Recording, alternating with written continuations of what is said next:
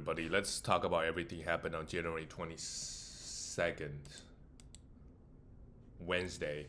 The first one was close, real close. The Timberwolves beat the Mavs 115-114. This is the close one. Anthony Edwards continues to not impress us. 21 points and 7 assists with 2 threes. He regressed completely. He just completely regressed. What are you going to do next year? He's not a guy that we draft at the end of the first round. He's just not. This year, a lot of people draft him because they were hoping, he did really well in the playoffs last year. Is he going to take a step up? But his problem last year in fantasy is he's got some efficiency problems. The counting numbers look fine, but this year the counting numbers, especially the defensive stats, they were down across the board as well. Mike Conley, with Dante DiVincenzo out, he played 32 minutes with 4 threes, 8 assists, and 2 steals. He was a plus 19, one of his best games in a while. But I don't think that's going to be the thing moving forward. But who knows? Maybe they have Dante come off the bench again because Mike Conley is playing really, really well. But I just don't think he's going to do that consistently. But as long as Dante is out, he definitely could be a streamer. Rudy, 3 blocks is nice. 8 for 8 from the line is surprising. But that's all he's not really giving us all that many blocks, right? Only 1.5. Julius Randle, 3 steals is surprising. But he's just doing Randle things, giving some counting numbers. And Jaden McDaniels had a big one. 4 steals and 3 blocks, 27 points. This is why we have him on our roster for defensive purposes. For the Mavs, Kyrie Irving had a great one, 36 points and 9 assists as well with 4 threes, 8 for 8 from the line. Pretty good, but just was not enough. Daniel Gafford continues to be amazing. He's playing really, really well right now. And before Derek Lively got hurt, he was coming off the bench. Now he's playing 30 minutes, putting up like top 20 numbers. Every game he pops off. Try to sell him. If not, you just hope that they split the minutes. It really depends on who is playing better. For Jason Kidd, if he keep this up, he's a plus 8. He's gonna get minutes. Spencer Dinwiddie continues to be horrible. Another poor shooting night with 31%. He just doesn't. His efficiency is just crazy bad. Steal and a block, but he was a plus 7 somehow. PJ Washington also had a big game. Yeah, we look out. All these guys gonna eat a little bit more. The next one, this one wasn't really close. Phoenix Suns beat the Brooklyn Nets 108-84. Devin Booker, he's just playing so much better with Bradley Beal not there. It's just crazy. 32 points, 3 threes, 6 assists, and 2 steals. They also played a bad team. KD had 24 points, pretty easy work for threes, but it's pretty clear. Devin Booker is the guy that's getting higher usage on the team. KD's kind of just taking a second fiddle. Most games, that's what it looks like to me. Tyus Jones had 7 assists, played just 26 minutes. The 7 assists is still very, very good, even though he only played 26 minutes. So it's up to you. If you want assist, you could definitely keep him. But if you drop him, right, someone 100% is going to pick him up. You just don't have a lot of, he also give you some threes as well. So like threes, assists, and steals. And he's not a guy that's going to hurt you anywhere. Like he's not a high turnover guy, and he doesn't really shoot that many shots to hurt your field goal. So all those things combined, I think he's worth rostering category leagues. Nick Richards, in my opinion, he's a must roster. He played just 22 minutes here, but grabbed 14 rebounds and 8 points, 3 for 4. He should be getting a lot of easy opportunities offensively. So that's fine. All the other 3-and-D guys didn't really do much. For the Brooklyn Nets, D'Lo was out. This is the issue. Rostering any Brooklyn Nets guys, even have D'Lo, he's just out. They just randomly sit him. Ben Simmons, he's going to be in and out. Cam Thomas is still not back, right? You have Keon Johnson, who had a decent game here with 20 points, but his minutes are inconsistent. You have Cameron Johnson, he is constantly out. So these guys, Cameron Johnson, the sell high window is closed now because everybody knows he just doesn't play. But if you sold him earlier, he was putting up great numbers. Nicholas Claxton had no blocks, 25 minutes, had 12 rebounds. Noah Clowney continues to get minutes, continue not to do much with it. A steal and block is fine. At least he started getting some defensive stats, but it's just the efficiency is just not great. You could hold him for some upside because at least he's getting the minutes. Maybe he's gonna get better. But playing on this Nets team, the volatility is gonna be there. There'll be games they would lose by 50 points, and nobody plays well, and they only play 20 minutes. The next game is Detroit. They are just playing so well right now. They beat the Hawks. They're beating a lot of good teams. The 7-3 in their last 10. They're really hitting their stride. After Jaden Ivey got hurt, now you have Tim Hardaway Jr., Malik Beasley, right? Have more spacing on the floor, so Kate Cunningham can operate more. He had 10 turnovers here. He basically has the ball in his hand all game, just like LaMelo. 11 assists is amazing. 1-3 and really good efficiency, 12 for 19. But 10 turnovers is going to be an issue. You are going to lose turnovers. When he has a 10 turnover game, which is horrific. Still on 2 blocks, but still very, very nice. Tim Hardaway Jr. and Malik Beasley. Malik Beasley is a better 3-point shooter than Tim Hardaway Jr. Malik Beasley hit 5 threes. Yeah, great. Jalen Duren had 2 blocks, played just 26 minutes, a little bit foul trouble. So Isaiah Stewart played. He grabbed 12 rebounds in his 20 minutes and 3 blocks. Isaiah Stewart played really well here. But at best, he's a streamer. Tobias Harris, I don't know if he's a must roster, to be honest with you. He played 37 minutes, doesn't really do much. For sure, you have to think about, you have to look at your team, right? If he's the worst player, definitely drop him. But, if he's not, maybe there's some merit of keeping him. All-Star Thompson had 3 steals and block. He could definitely be rostered in category leagues, especially for defense. But he's just not getting crazy minutes right now. But if you want to have him, totally fine. For the Hawks, Trae Young played 40 minutes, not the best game, 13 points and 9 assists and 2 steals. Dyson Daniel had a big one, 20 points, 10 rebounds and 2 steals. Took 21 shots, same thing with Jalen Johnson. So I guess Detroit was just doubling Trae Young a lot. Jalen Johnson had a rough night. Again, maybe his shoulder is bothering him, but he had a big game actually. 6 steals is huge. This is the man that can do everything. He also get a bunch of assists from the power forward position. The worry with him is just his efficiency. It was getting a lot better before he got hurt. Since he came back, the efficiency remained to be bad. 38% here. And DeAndre Hunter also had a horrible one. 2 for 14, 0 for 9 from 3. Detroit Pistons, they are just a great defensive team. And Bogdanovich he goes 0 for 9 as well. Yeah, not sure what's going on with this Atlanta Hawks team today. Maybe Detroit is that good. They were also playing at home. The next one, surprised this one is this close. The Jazz and the Oklahoma City Thunder. They only lost by 9, but how about Keontae George? Since he came back, he's been great. 15 points, 10 assists, 5 rebounds, and 2 3. Why Isaiah Collier with Colin Sexton back, right? We could drop him, we could move on. But if he ever get minutes, for sure, we could have him for some assist. Walker Kessler played 31 minutes. That's good. 1 for 4 from the line is what's going to really hurt his fantasy value. But 15 rebounds and 2 blocks and 8 for 10 from the field is he's doing what he does. John Collins is also back. Yeah, the entire Jazz team is back tonight. Lauri Markkanen is back with 17 points and 3 threes.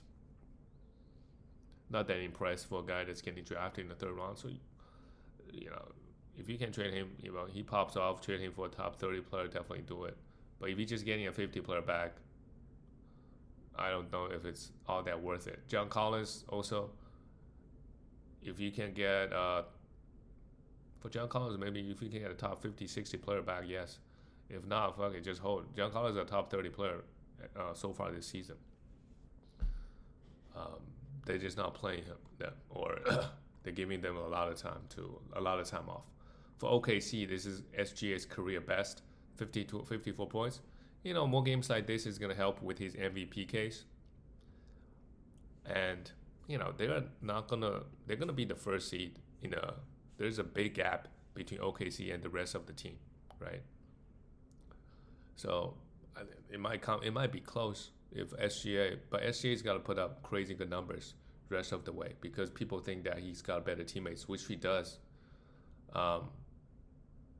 So, if Denver ends up being the second seed and Jokic averaging like double the assists and double the rebound than Shea, people might still vote Jokic. Uh, and all the advanced metrics, I don't know. Jokic is crazy in those. But he had more games like this, he's gonna win the MVP, sure. 54 points. It is against a bad Jazz team. 3 steals and 2 blocks. This is why Shea is so dangerous. He does everything. And this year, he started taking threes. He took 10 threes here. Jalen Williams, 25 points with 2 steals. He had a decent game, but he's just nowhere near where he was a couple months ago when Isaiah Hartenstein was out and he was playing at the center. He was putting up crazy numbers. He's fallen off quite a lot, to be honest. This is a decent game with the bad team. So with Isaiah Hartenstein out, they started Jalen Williams. He doesn't really do much. He's a big man that shoots threes. So if you need blocks and threes, maybe. And then all the 3-and-D guys, Aaron Wiggins started, only get 22 minutes, while Cason Wallace played 36, had 3 steals. Yeah, he gave you pretty good, actually really good threes and steals. Really, really good. So he's somebody that we could at least stream at the moment. For the next game, we have the Charlotte Hornets. Wow, this is high scoring, of course. 120-132 lost to Grizzlies. The Grizzlies, they're just so good. But hey, Denver is coming. Denver is 8-2. They're hitting their strides. They could totally be the second seed by the end of the season. LaMelo, another poor shooting night, hit 2 threes, 22 points, 6 assists, and 8 rebounds. This guy, Nick Smith Jr., he's been starting getting a lot of minutes. So if you're looking for some, and with Brandon Miller out, like he's somebody that we could look at. He could be useful. Hitting some threes, some assists, 5 assists, and 1 3 here, and a steal. Yeah, pay attention to him. Mark Williams, oh my God, is he a top 10 player? I'm looking at this number. And he popped off the other night too. It's not top 10, but top 15, top 20, 100%. If you picked up Mark Williams on the waiver wire, you're very happy right now. It's pretty crazy numbers. 38 points, 14 for 18 from the field. That is absolutely huge. And he even got 5 assists as well. No blocks, but you get them next time. Crazy good. Miles Bridges, I think with Brandon Miller out, it's also going to help him. 17.6 assists and 2 threes. For the Grizzlies, they don't even need Ja to. Ja had a really good game. He only took 9 shots. This team is very interesting. There are so many good players on this team. You have Luke Kennard came off the bench, hit 7 threes in 23 minutes. In 26 minutes, had 23 points. He could definitely be a 3-point streamer. Santi Aldama did not have the best game, but he was a plus 14 in his 18 minutes. Desmond Bane also had a great one with 4 threes, 8 assists, 20. Desmond Bane has been playing so much better. If you bought low on him, like if you traded away like a top 70, 80 player for Desmond Bane, you're very happy right now. It seems like his minutes is back up. He's hitting threes, he's getting points, and he's even getting a lot of assists, 8 assists here. At Zach Edey, he doesn't need to be rostered. They just give him 18, 19 minutes a game. Jerry Jackson Jr. had a great game offensively, but the blocks are still lacking. Just 1 block here. We move on to the next one. Wow, this one is crazy. Cleveland Cavaliers. Wow, these are 2 good teams. The Rockets are really good, this young Rockets team. For the Cavs, Darius Garland missed a lot of free throws. He got fouled on the 3, and he missed 2 free throws. And then they lost. So, yeah, rough night for him from the line, but in terms of fantasy, still great. 25 points and 3 steals and 3 threes. Donovan did not have the best game yet. The Rockets, they are just a lot of pests out there on the perimeter. Crazy good defenders, crazy athletic defenders. So Donovan struggled, of course. Jared Allen had 13 rebounds, 2 steals, and 3 blocks. Amazing. With Mobley out, he's putting up some nice numbers. But yeah, on this team, like Strus, you could stream him for 3. Say they got a back-to-back, right? None of these guys are even streamers unless they're the back-to-back, right? Georges Niang, you could stream him for 3s. Ty Jerome could have a lot of potential if Darius Garland is out. He's an assist machine. He can rack up 7, 8 assists if he played 30 minutes in the system. For the Rockets, Yeah, they're still giving Amen Thompson huge minutes. We will see what happens when Jabari Smith comes back. But he's an absolute monster. He's an animal. He's a -10 here, but 16 rebounds. 16 rebounds.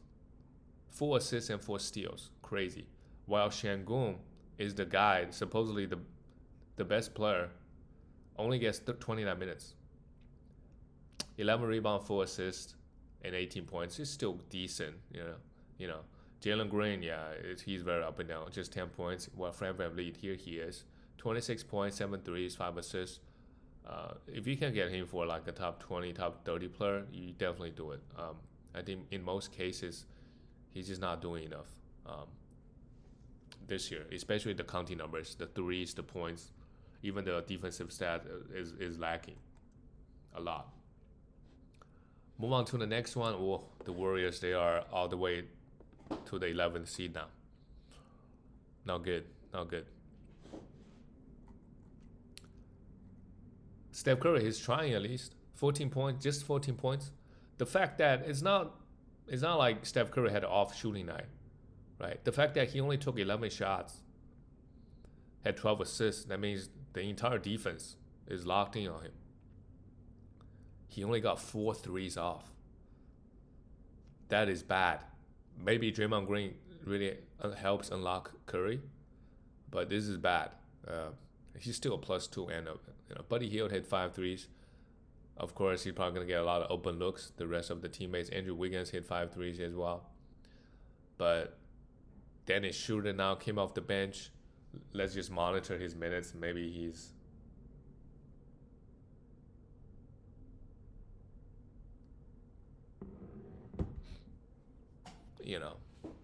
let's see.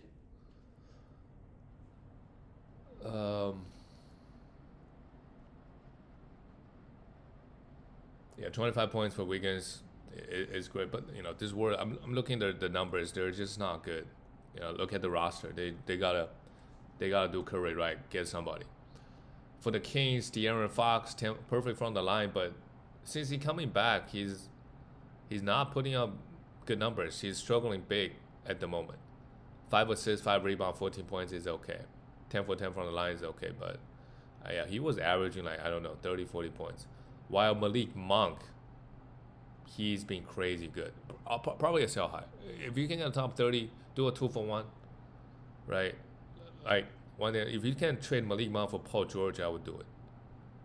That's one trade I think you can think about going for it. He's just crazy good right now.